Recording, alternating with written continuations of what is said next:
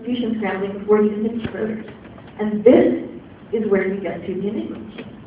You've got a keyboard, goes to a plug board, goes to a series of 3 rotors with an induction frame. And what comes out the other end is insanely difficult to decrypt because you have to reverse analyze all of that information. The one challenge with this rotary system is no single letter can map to itself. And so that sounds like a really small thing, especially when you consider the complexity of the setup, but it actually reduces the problem space considerably. This is what the Enigma looks like. You've got the keyboard, you've got the 3 rotors that you can set, and this doesn't show the steppers, the plugs going back and forth. So, in Britain, they basically outgrew reporting, where the cryptography and cryptanalysis went on in World War I. So they moved to Bletchley Park, and they decided they wanted to put it somewhere that would be fairly low-key. They didn't want it to be a bombing target. They didn't want it to get any overspill collateral bombs in London. And it had enough space, enough different huts, literally, that they could spread out and do the work that they were doing. So you've got this nice, 1930s, 1940s architecture.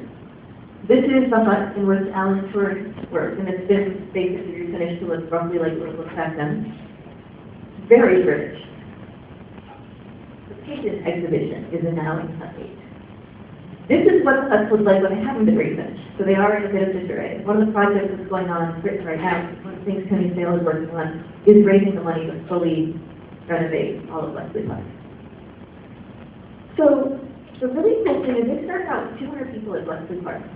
They grew to over 1,000 people. They grew to the point where individual huts were no longer big enough for one project, and so the hut designation referred to a large group of people. The Germans never knew what was going on. The Germans never knew they were crashing in London. One of the high command in Germany was convinced he had a spy because he couldn't figure out how they kept understanding the communications that were going back and forth because he was firmly convinced that he was never crashing. So they have the different German units, the Luftwaffe, the Army, and the Navy, they have different service on because these different units have different procedures. So when you set up the Enigma for the day, you create something called the day key. And that is how you set your plugs, the order that the rotors are mounted in, the starting position of each rotor, and the starting position of the ring. So ideally, you can change that every day. Well, the Luftwaffe was really good about this. The Navy, maybe not so much. So how strong your crypto was really somewhat dependent on human error. That remind you of anything in the IT security office? So we were talking about unconventional warriors. I think everybody here is probably familiar with Alan Turing. Mm-hmm. He was possibly the most unconventional of that, of a fairly odd group. Villeneuve was one of the original World War I cryptanalysts. He was basically one of the guys in charge. He was one of the first, he created one of the first techniques to crack the early Enigma communications before they added the sectors to bloodboards. And women.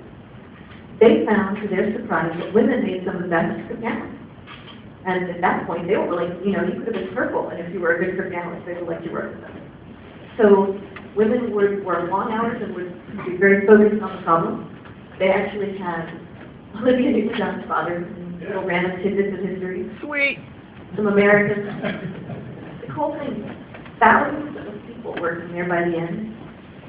There was a story, I've read a bunch of different books and backgrounds and stuff. I don't remember which book I read, but I've got the resource list again. There was a couple who met in London and got married. Didn't find out until after they were married to each other that they both worked at Bletchley Park because each of them had been so good about keeping their occupation a secret. So, we talked about polls.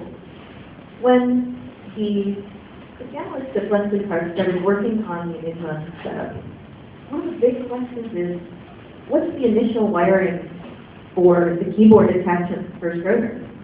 They were trying all sorts of different things. And this poll, Marian Regency, said, what if they didn't unscramble it from the factory?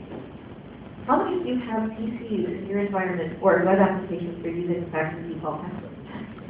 Oh. Pick me. Yeah. So, the initial wiring might not have been changed. but you did still have the order of rotors and suspenders and everything connected.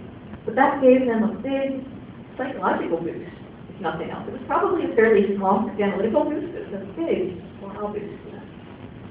So they found a way to turn some of the strengths of the Enigma system into weaknesses. When you start off with 3 rotors, you've got basically 6 position sets, those machines.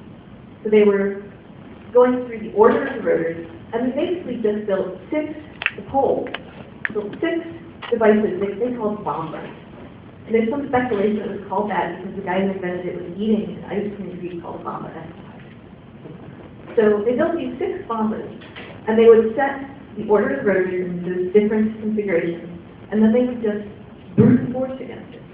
This worked really well until the Germans inconveniently added 2 more rotors. And now you need 60 instead of 6. So they got to the point where they didn't have the funds to do this in Poland. So this is where the Bletchley Park codes took over, and they built the 60 bombas. And these things were 2 meters tall by 1 meter wide, and they weighed a ton apiece, literally. These enormous decryption systems. So breaking the code, you now have a machine that you can start to use to work on this. But really, you've got to figure out how to set the machine. So the human element was, you've got this big machine, but you've got to get settings right first. So they started to find patterns or invent patterns. So initially, there was one soldier. When you set an Enigma machine, you use 3 characters and 3 characters to start it off with the positioning, the date key. Walter and Clark, and he always used WAL, KLA as his first 6 characters. They found that every message started and ended with Heil Hitler. Repeating plain text is really useful when you're tackling ciphertext. They knew that different types of traffic were coming across at different times of day. They were doing things like, when they wanted to crack the Navy codes, they would intentionally go out and deposit lines in an area where they knew there was submarine activity, and then they would look for something that could be decrypted to those coordinates. So they were trying to guard the German plain text by taking actions that would be reported against. They got really clever in their attempts to crack these codes. Really, get ahead of myself, sorry. But the big challenge is, changes every day. Every morning, you start over. So you might have a good day, somebody might make a mistake. The German submarines were going from a 3-rotor to a 4-rotor system. The submarines were difficult to reprovision because they were always out, right? So they had to have a transition period where they were still communicating with the 3-rotor system. One of the submarine operators made a mistake, and he transmitted a critical piece of information on the 4-rotor system before everybody had 4 rotors. And he realized, he said, oh crap, and he went back and retransmitted on 3 rotors. Well, that's an awesome set of comparative ciphertext right there. They basically figured out the wire to the 4th rotor from that. So one of their challenges with the Navy was also getting the code books. So the code books that Schmidt turned over to Poles, basically that was before the war heated up, and that source of information stopped fairly quickly. They were capturing submarines. Well, the submarine had the instructions, first thing you do is stuff around the water. You want that stuff in the water. It's written on really thin on these fields, designed to dissolve when it's in the water. So that they challenged them, when we captured the submarine, could you get in and get to the code books before they could be destroyed? And so there was an anecdote in one of the books. One of the female code breakers didn't really want to work on that code book that day, because it had a big blood stain on it, and it was not dry yet. So this is, I'm thinking about this. I sit at a desk and type on a laptop. I can't imagine being faced with a partially burned, possibly dripping mess that I'm going to have to stare at for the next 24 hours, knowing that if I don't get it in whatever time frame it is, it becomes useless. So, Tony Sale, working at Bletchley Park, rebuilt one of these bombs. The British, whatever reason, called them bombs, so bombs. And we'll get to why that's interesting. But the workings of it is, you figure out, you make a set of assumptions. How much can we reduce this to properly understand? So you analyze the things that you believe, and then you say, okay, well, here's the entire set of completely improbable answers. So we can eliminate that set, and let's just focus on the ones that we think are valuable. And so you're really not going for perfection. You're going for how fast can I hammer through this and narrow down the space. So information security is the challenges that we face. We need funding. Funding was always a problem with Bletchley Park. Funding was always a problem for IT. The architecture of our groups can be a help or hindrance. If you've got a strong information security team with good support from higher management, you're going to make a lot more progress. But you don't always get that. So how far can you get if you don't have it? What can you still do? You may not have the perfect environment, but what can you do in the environment you have? And then what technology do you have, and how can you fine-tune it so that you can be improving it all along? And it really has to be in support of the goals of your organization, because security is seen as a cost center or counterproductive. We all know how far that goes.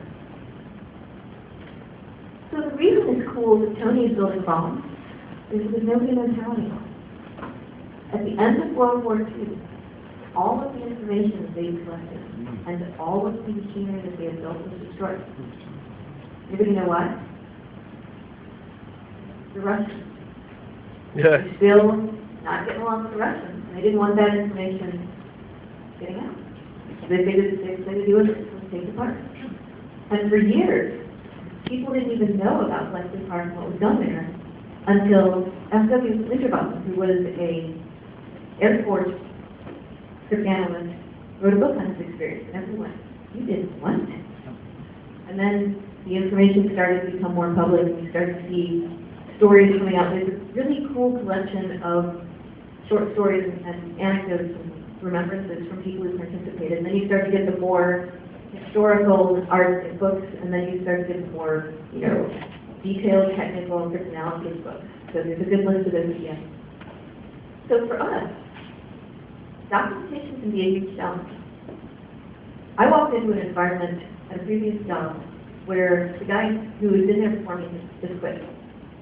And I basically had to reinvent the wheel. Nothing like cracking the Enigma, but it would have been really darn helpful if he had documented anything, like, the password for the So documentation can be useful, but at the same time, you don't want to be drowning yourself in procedural documentation that people aren't going to follow because it's too complicated. Documentation is a fine line to draw.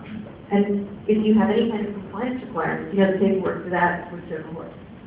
One of the big challenges with security that they didn't have back then is privacy considerations. Now in the EU, if you're listening in on signals and getting into people's private data, there are pretty strong restrictions against that, but at the time, they were at war.